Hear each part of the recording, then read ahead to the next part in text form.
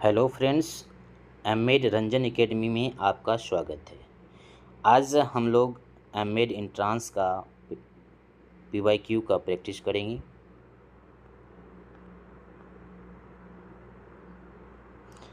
सबसे पहला क्वेश्चन है कि भारतीय विश्वविद्यालय अधिनियम को अधिनियम का रूप कब प्राप्त हुआ?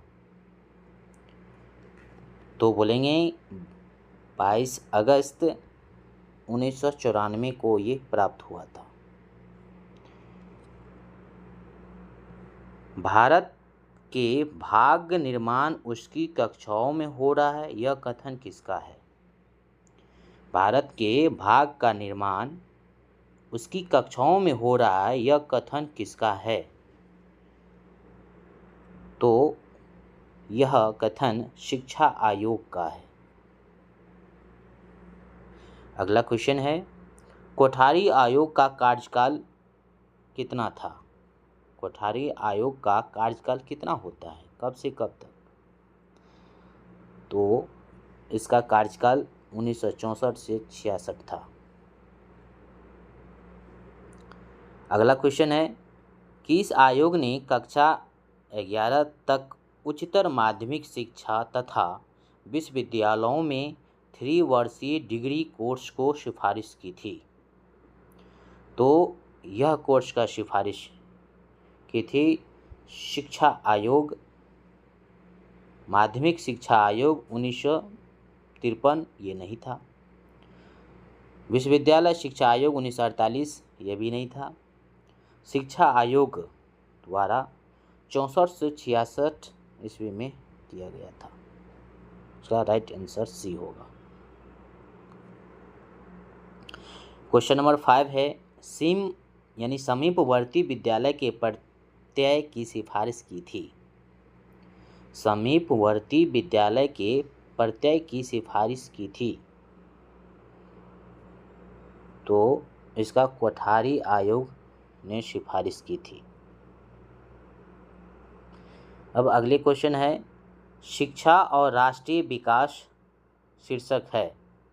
शिक्षा और राष्ट्रीय विकास के शीर्षक है, तो इस राष्ट्रीय और शिक्षा विकास के शीर्षक शिक्षा आयोग 64-66 है। अगला क्वेश्चन है, शिक्षा की चुनौती नाम का दस्तावेज है। शिक्षा की चुनौती नाम का दस्तावेज है, तो इसका राइट आंसर हो जाएगा राष्ट्रीय शिक्षा नीति 1986 यानी NEP 1986 राइट आंसर होगा। अगला क्वेश्चन है, इलाहाबाद विश्वविद्यालय की स्थापना कब की गई थी? तो हम लोग जानते हैं कि इलाहाबाद विश्वविद्यालय की स्थापना 1887 ईस्वी में हुआ था। अगला क्वेश्चन है, स्वतंत्रता प्राप्ति के बाद सरकार द्वारा महिलाओं की शिक्षा के संबंध में गठित की जाने वाली पहली समिति है? तो डॉक्टर दुर्गाबाई देशमुख समिति था। अगला क्वेश्चन है, ऑपरेशन ब्लैक बोर्ड से संबंधित है? तो इसका राइट आंसर हो जाएगा प्राथमिक शिक्षा। अगला क्वेश्चन है कि राष्ट्रीय शिक्षा नीति 1986 के तहत प्राथमिक स्कूलों में शिक्षकों की न्यूनतम क्षमता कितनी निर्धारित की गई? तो इसका राइट आंसर 2 हो जाएगा, बी। ब्लैक ऑपरेशन, अगला क्वेश्चन है कि ऑपरेशन ब्लैक बोर्ड योजना में सम्मिलित नहीं है। ऑपरेशन ब्लैक बोर्ड योजना में सम्मिलित नहीं है, तो इसका राइट आंसर हो जाएगा 2 कमरा। अगला क्वेश्चन है, शिक्षा की 10+2+3 नीति का सुझाव किसने दिया था? तो इसका राइट आंसर हो जाएगा कि राष्ट्रीय शिक्षा आयोग ने दिया था। अगला क्वेश्चन है कि राष्ट्रीय शिक्षा नीति एनईपी को संसद द्वारा पूर्व में स्वीकृति किया गया था। यानी राष्ट्रीय शिक्षा नीति एनईपी को संसद द्वारा पूर्व में कब स्वीकृत किया गया था? तो उसका राइट आंसर हो जाएगा 1986 ईस्वी में। अगला क्वेश्चन है निम्नलिखित में से कौन सी संस्था भारत में उच्च शिक्षा संस्था का मूल्यांकन करने वाली संस्था है? तो इसका राइट आंसर हो जाएगा NAAC NAAC। अगला क्वेश्चन है भारत में माध्यमिक शिक्षा के सार्वभौमिकरण हेतु निम्नलिखित में से किसी एक हस्तक्षेप के रूप में प्रयोग लाया गया। क्वेश्चन है भारत में माध्यमिक शिक्षा के सार्वभौमिकरण हेतु निम्नलिखित में से किसी एक हस्तक्षेप के रूप में प्रयोग में लाया गया। तो इसका राइट आंसर हो जाएगा RMSA रमसा। चलिए आगे क्वेश्चन है भारत में कितने रीजनल इंस्टीट्यूट्स ऑफ एजुकेशन है? तो हम इसका आंसर हो जाएगा 5। वयस्क शिक्षा का अन्य नाम क्या है? हम यह कह सकते हैं कि वयस्क शिक्षा का दूसरा नाम क्या है? तो वयस्क शिक्षा का दूसरा नाम जन शिक्षा है। शिक्षा किस मंत्रालय के अधीन आता है? शिक्षा किस मंत्रालय के अधीन आता है? तो इसका राइट आंसर हो जाएगा मानव संसाधन विकास मंत्रालय। अगला क्वेश्चन है शिक्षा को संविधान की किस अनुसूची में रखा गया है? तो इसको समवर्ती सूची में रखा गया है। क्वेश्चन नंबर 21 है राष्ट्रीय शैक्षिक अनुसंधान एवं प्रशिक्षण परिषद की स्थापना विज्ञान विभाग में कब हुआ? तो इसका राइट आंसर हो जाएगा 1961।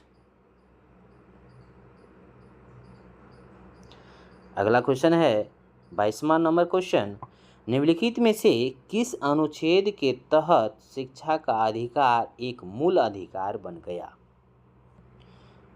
तो इसका राइट आंसर हो जाएगा अनुच्छेद 21A यानी आर्टिकल्स 21A।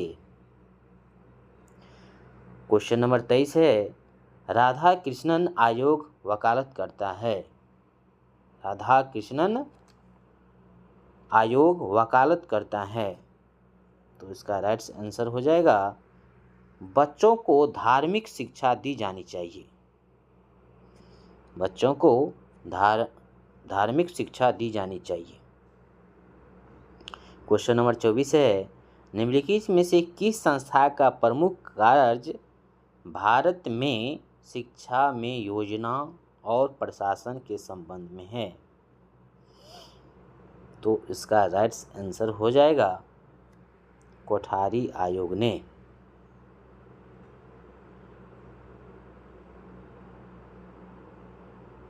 क्वेश्चन नंबर 24 का था कि निम्नलिखित में से किस संस्था का प्रमुख कार्य भारत में शिक्षा में योजना और प्रशासन के संबंध में है? तो इसका हो जाएगा NUPAC हो जाएगा। क्वेश्चन नंबर 25 है बच्चों के पीठ पर बढ़ते किताबों के बोझ को कम करने की सिफारिश किस शैक्षणिक कमेटी ने की थी? तो इसका राइट आंसर हो जाएगा यशपाल कमेटी ने।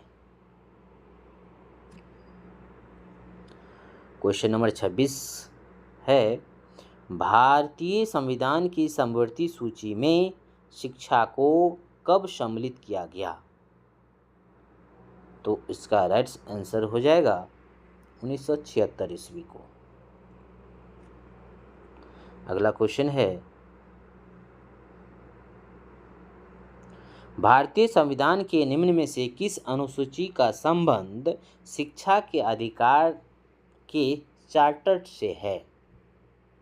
तो क्वेश्चन नंबर 27 का राइट आंसर हो जाएगा अनुच्छेद 30 आर्टिकल्स 30। क्वेश्चन नंबर 28 है, नैक की स्थापना कब हुई थी? नैक की स्थापना कब की थी? इसका राइट आंसर हो जाएगा 1994 में। क्वेश्चन नंबर 29 का है, भारतीय संविधान में राज्य की किस अनुच्छेद के अनुसार 14 वर्ष तक के बालकों को निःशुल्क एवं अनिवार्य शिक्षा का प्रावधान किया गया है? तो इसका राइट आंसर हो जाएगा अनुच्छेद 45।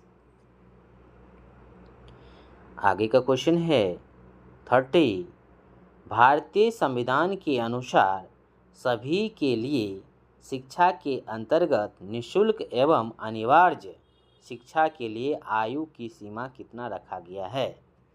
यानी बच्चों के लिए संविधान में यह तय किया गया है कि बच्चों को निःशुल्क एवं अनिवार्य शिक्षा के लिए आयु फिक्स किया गया है, वह है 7 से 14 वर्ष। क्वेश्चन नंबर 31 है कि राष्ट्रीय शिक्षा नीति पुनरावलोकन कमेटी के अध्यक्ष थे। राष्ट्रीय शिक्षा नीति पुनरावलोकन कमेटी के अध्यक्ष कौन थे? तो इसका राइट आंसर हो जाएगा आचार्य राममूर्ति। क्वेश्चन नंबर अब 32 है, राममूर्ति कमीशन का गठन किया गया था। यानी राममूर्ति कमीशन का जो गठन किया गया था वह कौन से ईस्वी में किया गया था? तो उसका राइट आंसर हो जाएगा 7 जून 1991। 7 जून 1991 को राममूर्ति कमीशन का गठन किया गया था। क्वेश्चन नंबर 33वां है, गांव के प्रतिभावान छात्रों को गुणवत्ता देने वाली शिक्षा देने के लिए केंद्र सरकार ने कौन सा विद्यालय खोला है? तो इसका राइट आंसर हो जाएगा नवोदय विद्यालय। उसके बाद है क्वेश्चन नंबर 34, अंतर्राष्ट्रीय साक्षरता दिवस कब मनाया जाता है? अंतर्राष्ट्रीय साक्षरता दिवस कब मनाया जाता है? तो इसका राइट आंसर हो जाएगा 8 सितंबर को। आगे क्वेश्चन है क्वेश्चन नंबर 35, सामाजिक रूप से पिछड़े बच्चों के लिए शिक्षा की विशेष व्यवस्था किए जाने का प्रावधान संविधान के किस अनुच्छेद में है? तो अनुच्छेद 46वां में। क्वेश्चन नंबर 36 है, कौन सी शैक्षणिक संस्था 1985 ईस्वी में स्थापित की गई? तो इसका राइट आंसर हो जाएगा 1997-98 में किया गया था। किनका? नहीं सॉरी, कौन सी शैक्षणिक संस्था 1985 ईस्वी में स्थापित की गई? तो इसका इग्नू हो जाएगा। इसका हो जाएगा इग्नू।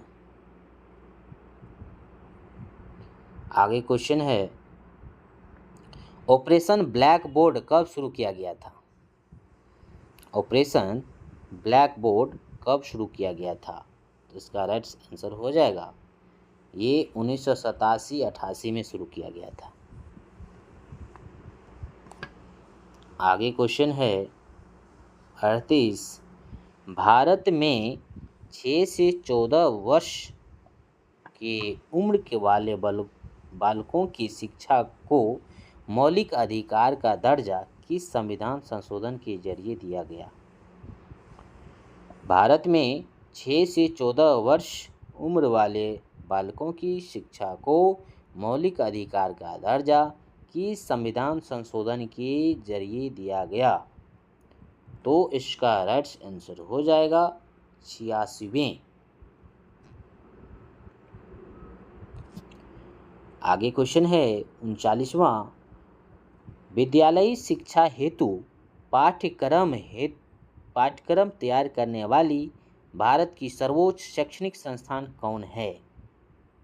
विद्यालयी शिक्षा हेतु पाठ्यक्रम तैयार करने वाली भारत की सर्वोच्च शैक्षणिक संस्था कौन सी है? तो इसका राइट आंसर हो जाएगा NCERT। अब है आगे क्वेश्चन 40वां। उल्लास के साथ अधिगम की अनुशंसा की थी। उल्लास के साथ अधिगम की अनुशंसा की थी। तो इसका राइट आंसर हो जाएगा यशपाल कमेटी ने। आगे क्वेश्चन है 41वां। केंद्रीय विश्वविद्यालय का विजिटर कौन होता है? केंद्रीय विश्वविद्यालय का विजिटर कौन होता है? तो इसका राइट आंसर हो जाएगा राष्ट्रपति। आगे क्वेश्चन है नवोदय विद्यालय की अनुशंसा किस नीति में की गई?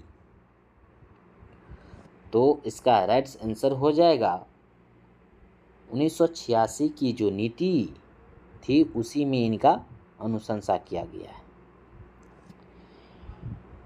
आगे क्वेश्चन है कि यूनिवर्सिटी न्यूज़ उच्च न्यायालय की एक साप्ताहिक पत्रिका कहाँ से प्रकाशित की जाती है? तो यह एसी ऑफ इंडियन यूनिवर्सिटीज, जिनको हम शॉर्ट फॉर्म में AIU बोलते हैं।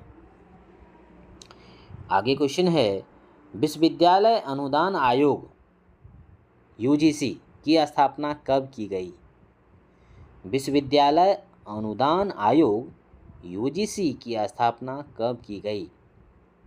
तो इसका राइट आंसर हो जाएगा 1953 ईस्वी को। क्वेश्चन नंबर 45 है कुरान एवं ज्ञान के लिए किस शब्द का प्रयोग किया गया है? कुरान एवं ज्ञान के लिए किस शब्द का प्रयोग किया गया है? इसका राइट आंसर हो जाएगा इल्म। आगे क्वेश्चन है कि राष्ट्रीय मुक्त विद्यालय की स्थापना एक स्वशासी पंजीकृत सोसाइटी के रूप में हुआ था जो अधीन है, जो किनके अंतर्गत आता है? तो इसका राइट आंसर हो जाएगा MHRD के अंतर्गत। आगे क्वेश्चन है किस वर्ष शिक्षा मंत्रालय का नाम बदलकर मानव संसाधन विकास मंत्रालय कर दिया गया? क्वेश्चन है किस वर्ष शिक्षा मंत्रालय का नाम बदलकर मानव संसाधन विकास मंत्रालय कर दिया गया? तो इसका राइट आंसर हो जाएगा 1987। आगे क्वेश्चन है निम्नलिखित में कौन सा एक केंद्रीय विश्वविद्यालय नहीं है? तो केंद्रीय विश्वविद्यालय में इलाहाबाद विश्वविद्यालय तो है, पटना विश्वविद्यालय है, तो कौन नहीं है? तो बोलेंगे हैदराबाद विश्वविद्यालय नहीं है। हैदराबाद विश्वविद्यालय नहीं है। आगे क्वेश्चन है यूनेस्को का मुख्यालय कहाँ है? तो यूनेस्को का मुख्यालय पेरिस में है। आगे क्वेश्चन है कि माध्यमिक शिक्षा आयोग कब बना था? तो इसका राइट आंसर हो जाएगा 1952-53 में बना था। आगे क्वेश्चन है कि कौन सा शिक्षा आयोग को राष्ट्रीय विकास में जोड़ा गया? कौन से शिक्षा आयोग को राष्ट्रीय विकास से जोड़ा गया या में जोड़ा गया? तो इसका राइट आंसर हो जाएगा कि राष्ट्रीय शिक्षा आयोग 1964-66 में जोड़ा गया। आगे क्वेश्चन है 52वां कि 21वीं शताब्दी के लिए अंतर्राष्ट्रीय शिक्षा आयोग द्वारा यूनेस्को को समर्पित रिपोर्ट का नाम बताओ। ऐसा क्वेश्चन एंट्रेंस में देखने को मिलता है। तो इसका राइट आंसर हो जाएगा कि डेलर रिपोर्ट के अनुसार। आगे क्वेश्चन है कि भारत के मानव संसाधन विकास के दो पक्ष हैं, जिनका एक तो तकनीकी दृष्टिकोण 2020। तो इसका राइट आंसर क्या होगा? तो इसका राइट आंसर हो जाएगा कि मूलभूत संरचना का विकास। यानी इसमें कहा गया है कि भारत के मानव संसाधन विकास के दो पक्ष हैं, जिनका एक तो तकनीकी दृष्टिकोण है, तो दूसरा क्या हो सकता है? तो दूसरा हो सकता है मूलभूत संरचना का विकास। क्वेश्चन नंबर 54 है कि विभिन्न शिक्षा व्यवस्थाओं में छात्रों को विभिन्न नामों से पुकारा जाता है। वैदिक युग में गुरुकुल शिक्षा में इन्हें क्या बोला जाता था? तो इसका राइट आंसर हो जाएगा अंतेवासी। नेक्स्ट क्वेश्चन है 55। भारत के सभी नागरिकों को समान शैक्षिक सुविधा उपलब्ध कराने का संवैधानिक दायित्व का अर्थ है। तो इसका राइट आंसर हो जाएगा शैक्षिक सुविधाओं के समान सुयोग समस्त नागरिकों को दिया जाए। इनका अर्थ हुआ कि शैक्षिक जितनी भी सुविधाओं है वह समान दृष्टि से दिया जाए, न उसमें गरीबी को देखा जाए, न ये नहीं कि उसमें जो जितने भी धनवान व्यक्ति है उनके लिए अलग होना चाहिए। तो इसमें यह कहा गया है कि सभी नागरिकों को शैक्षिक सुविधाओं के समान सुयोग्य समस्त नागरिकों को दिया जाए। तो इसका राइट आंसर हो जाएगा बी। तो आगे क्वेश्चन है किसने कहा कि एशिया और यूरोप प्राच्य और पाश्चात्य के मध्य में विरोध इतना ज़्यादा नहीं जितना भारत और अतिरिक्त विश्व के मध्य में है? तो इसका राइट आंसर हो जाएगा कि श्री अरबिंदो ने कहा था। नेक्स्ट क्वेश्चन है कि स्तंभ अ, यानी ये ग्रुप ए और ग्रुप बी है, विषयों के साथ सही जोड़ें बनाइए, निम्नलिखित में कोड के उत्तर दें। ये स्तंभ अब